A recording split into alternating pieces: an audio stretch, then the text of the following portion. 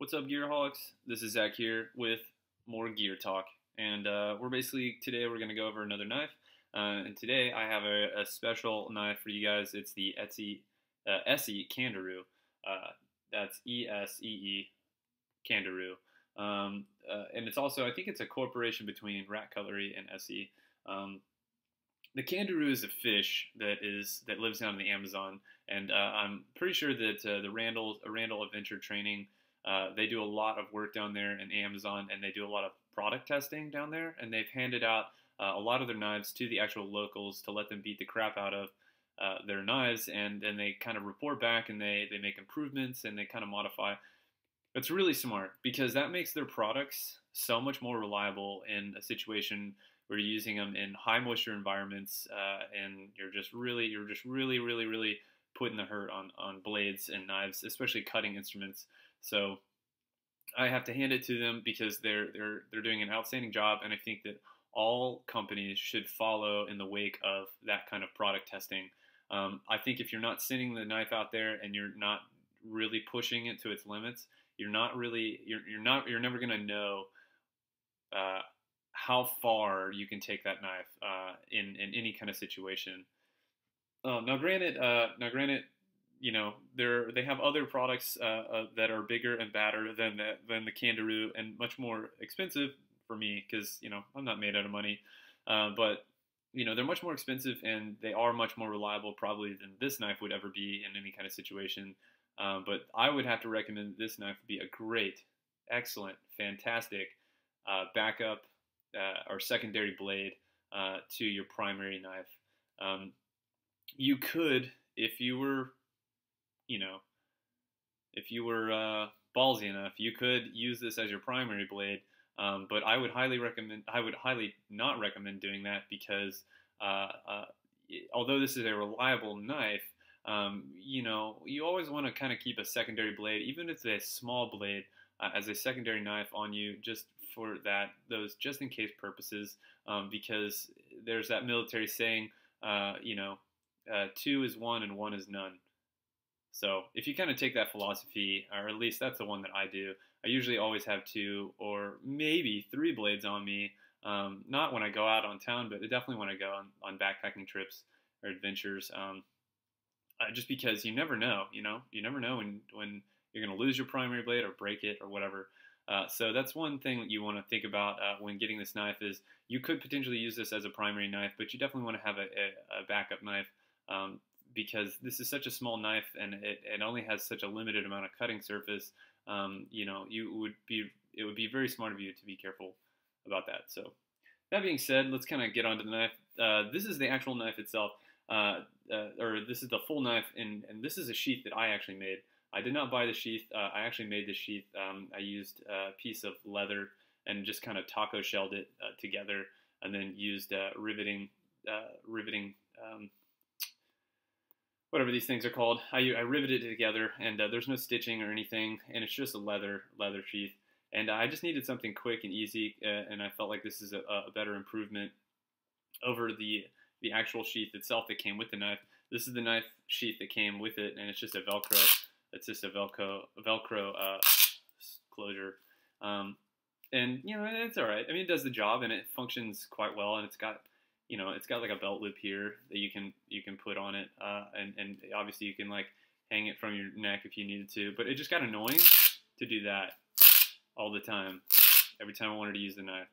So I made my own sheath, and it works. It functions really well, and it's a friction fit sheath, so you just kind of pop it out. It's actually kind of hard to get out. It does take a little bit of material with it, but yeah. So that's the sheath, and that's what I did. So I would actually be interested to see if anybody else has any homemade suggestions for making sheaths. I don't have the capabilities of making Kydex sheaths, just because I don't want to get into the whole making my own sheath business. So I'm not going to invest the kind of time and money to make my own sheath. But it would be nice to see ESEE. I'm kind of talking to you guys. If you are watching these videos, why won't you make a decent sheath for this knife at the price that it's being sold at? Not that it's a bad price to pay, but if I'm paying that price, I might as well get a decent sheath that comes with it, Anyways, I'll kind of move on. But here's the knife. by itself without the sheath.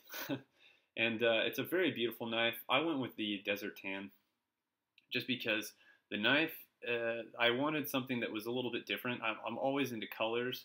I like things when they're not, when they're a little bit different. And I think you guys may have seen if you're watching my other reviews. I think it's smart when companies go with different colors. Color options are always a great idea. And I feel like ESEE went with a really good idea of making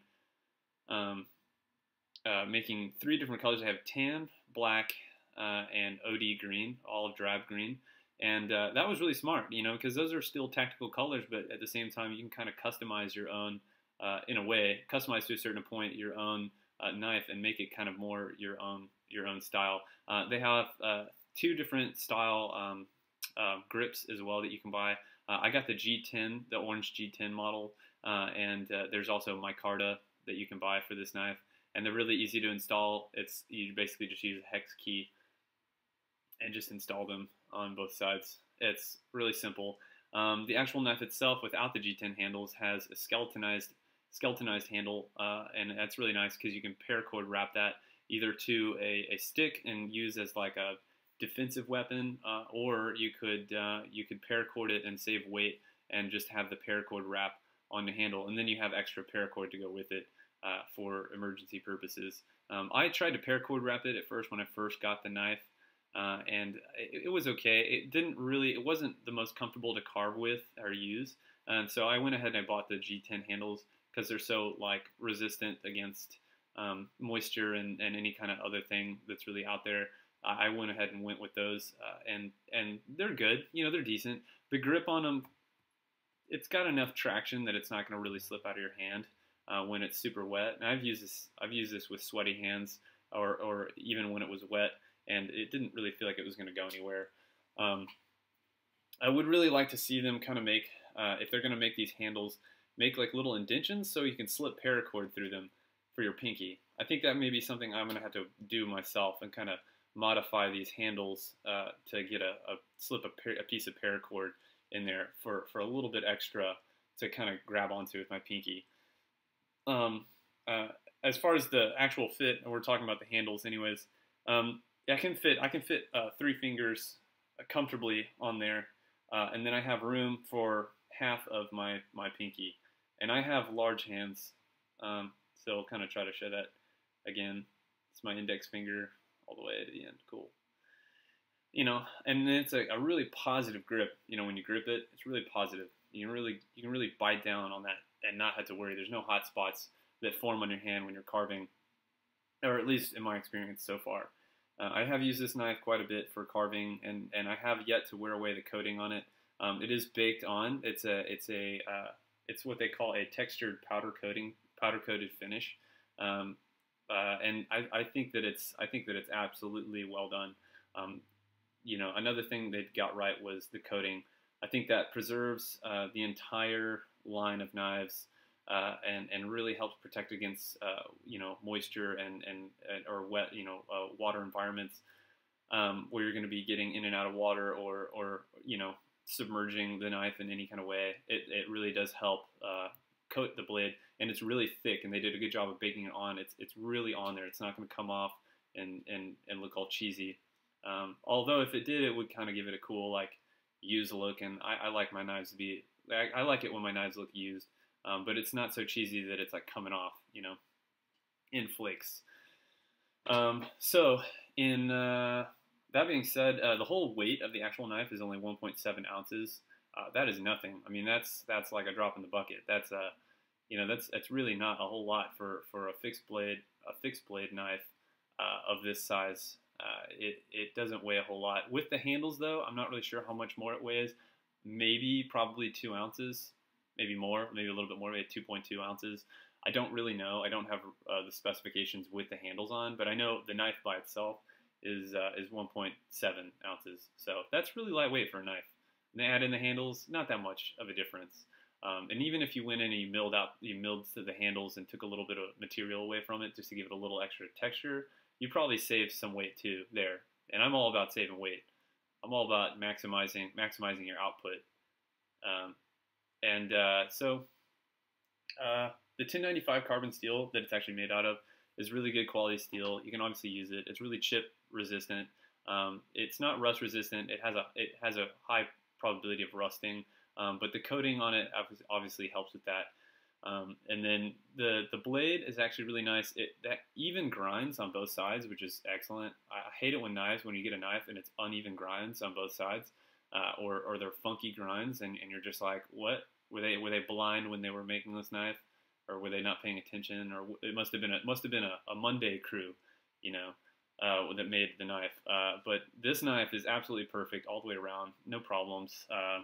Haven't run into any. The overall length of the entire knife is actually 5.13 inches long, and that's perfect. It's a perfect size for a backup knife. And then the actual cutting surface is It's a 2-inch cutting surface from tip to the finish of the grind, which is great. And then they did an excellent job of actually incorporating logos on both sides. There's the the ESEE Randall Adventure Knife logo with the Candiru written right there. And then on the reverse side, it's the actual Candiru fish with the Rowan knives. I think that's who produces the knives.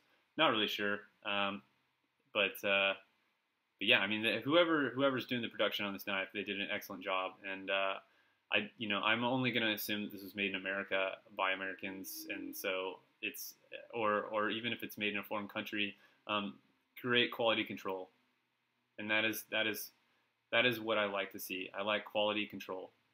It doesn't matter how it's made, who makes it, where it's made. If you can get quality control and quality assurance on it, that's a great knife for me, at least. It fits into my category. Let's see. I know that it's a drop point, so the drop point, I'm really glad that they didn't make these in the stupid, like, Tonto grinds and all that stuff. I would never have bought that, and I'm really glad they kept away from this, like, partial serrations of this knife. I can't stand knives that are in partial serrations. I just feel like it doesn't really function, especially if you need to use it to carve or to actual. I mean, if you're cutting a lot of rope, okay, you need those. But for this kind of knife in this kind of situation, really glad they stayed away from that partial serration on the bottom. But yeah, honestly, I feel like this is a great knife, a great buy. I've only had it for maybe 6 to 8 months, and it's been rocking and rolling. Anytime I want to take it out, it does a great job. I've done light batoning with the actual knife, and it does a good job. And I don't have to worry about it breaking or me misusing it because of that solid one-piece design. So yeah. Well, anyways, that's the ESEE Candiru. If you guys have any comments or concerns or want to know anything more about it, let me know, and I'd be more than willing to get a video back up on there, or if there's anything I can improve on. But that's it. And yeah, all right.